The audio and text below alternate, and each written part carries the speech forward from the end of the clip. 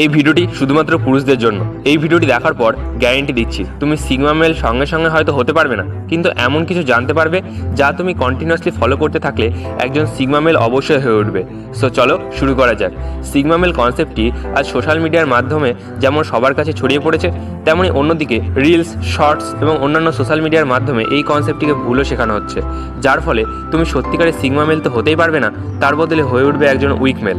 তাই কনসেপ্টটিকে নিয়ে একেবারে গোড়া থেকে আলোচনা করব, কারণ পুরো সোশ্যাল মিডিয়া যে সিগমা মেলের বিবরণ দেয় তার থেকে রিয়াল সিগমা মেল পুরোই আলাদা। সোশ্যাল মিডিয়া সিগমা মেলকে এতটাই কমন করে দিয়েছে যে প্রায় সমস্ত মেলই এখন নিজেকে সিগমা মেল মনে করে। সবার মতন তুমিও যদি নিজেকে সিগমা মেল ভেবে থাকো, তবে ভালো করে শুনে রাখো, তুমি জানোই না আসল সিগমা মেল কাকে বলে। আর তাই নিজেকে সিগমা মেল ভাবার আগে বা গড়ে তোলার আগে আসল সিগমা মেল কেমন হয় সেটা জানাটা গুরুত্বপূর্ণ। আজ থেকে বহু বছর আগে মেলকে দুটি শ্রেণীতে ভাগ করা হয়, আলফা এবং বিটা মেল। কিন্তু যত সোসাইটি গ্রো হতে থাকলো, মানুষের চোখে এক অন্য প্রকার মেল ধরা দিল, যাদের বৈশিষ্ট্য আলফা বা বিটা কোনো মেলের সঙ্গেই পুরোপুরি মেলে না। যেমন বিটা মেলরা ছিল ফলোয়ার এবং যাদের ফলো করতো তারা ছিল আলফা মেল। আলফা মেল তাদের লিডারশিপ অ্যাবিলিটিস এর জন্য সবার কাছে পরিচিত ছিল। অন্যদিকে নতুন যে ক্যাটাগরির মেলকে খুঁজে পাওয়া গেল, তাদের মধ্যে আলফা এবং বিটার সমস্ত বৈশিষ্ট্যই ছিল, কিন্তু তারা আলফা মেলের মতন কাউকে লিড করতো না, আর বিটা মেলদের মতন সবসময় চুপ থাকতো। আবার তারা কাউকে ফলো করতো না, বরং তারা নিজেদের জন্য আলাদা নিয়ম, পথ ও দুনিয়া তৈরি করে সেই অনুযায়ী তারা চলতো। আর তাই এই মেলকে পুরো আলাদা করে নাম দেওয়া হয় সিগমা মেল। পাওয়ার হায়ারার্কিতে আলফা মেল সর্বদা ওপরে থাকে এবং বিটা মেল তাদের ফলো করে।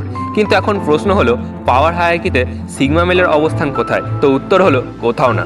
সিগমা মেল নিজেদের জন্য আলাদা হায়ারার্কি তৈরি করে, যেখানে সে একাই দাঁড়িয়ে থাকে। আর এই হলো আসল সিগমা মেল, যারা কখনোই রিলস ও শর্টসের ফেক সিগমাদের মতন অন্য জেন্ডার বা তাদের থেকে দুর্বল মানুষদের ওপর নিজেদের ক্ষমতা প্রয়োগ করে না বা অসম্মান করে না। বুঝলে? এবার আসি আসল কথায়, যে তুমি সিগমা মেল হবে কিভাবে। তো এর জন্য তোমাকে সিগমা মেলের কিছু রুলস আছে, যেগুলিকে তোমাকে ফলো করতে হবে। এই ভিডিওতে একটি রুলস আমি তোমাদের বলবো, কারণ অলরেডি ভিডিওটা অনেক বড় হয়ে গেছে।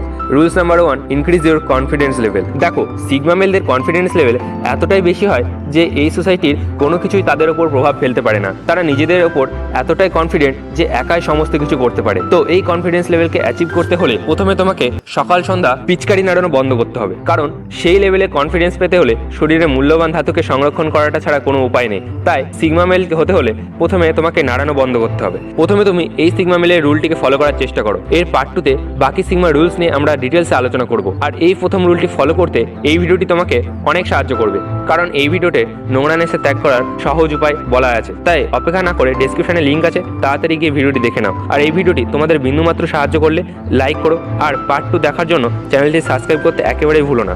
Bye bye.